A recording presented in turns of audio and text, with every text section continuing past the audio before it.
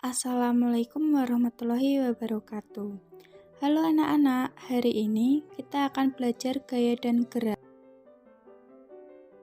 Kelas 4 semester 2, tema 8 daerah tempat tinggalku, subtema 1 lingkungan tempat tinggalku, pembelajaran 1. Kompetensi dasar 3.4 menghubungkan gaya dengan gerak pada peristiwa di lingkungan sekitar. Indikator 3.4.1 siswa dapat mengetahui perubahan gerak akibat gaya. Gaya dan gerak. Gaya merupakan tarikan atau dorongan suatu kekuatan yang memengaruhi keadaan suatu benda. Sedangkan gerak merupakan perbedaan kedudukan suatu benda terhadap benda lainnya akibat benda itu dikenai gaya. Ada 5 pengaruh gaya terhadap benda, yaitu 1. Gaya bisa membuat benda diam menjadi bergerak. 2. Gaya bisa membuat benda bergerak menjadi diam. Ketiga, gaya bisa membuat arah gerak benda. Yang keempat, gaya bisa mengubah kecepatan gerak benda. Yang kelima, gaya bisa mengubah bentuk benda. Contoh kegiatan yang menunjukkan hubungan gaya dan gerak. 1. Gaya bisa membuat benda diam menjadi gerak, contohnya pintu.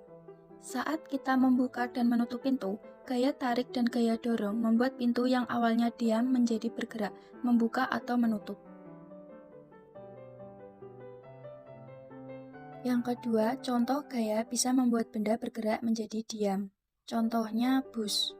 Bus yang awalnya melaju, kemudian berhenti saat akan ada penumpang yang naik atau turun. Ini karena pengemudi melakukan gaya menginjak rem, sehingga bus melambat, kemudian berhenti.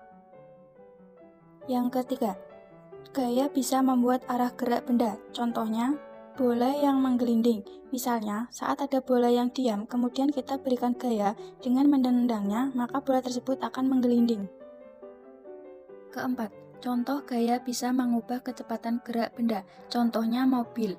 Misalnya, mobil yang berkecepatan 60 km per jam direm dan kecepatannya menjadi 0, diberi gaya gesek.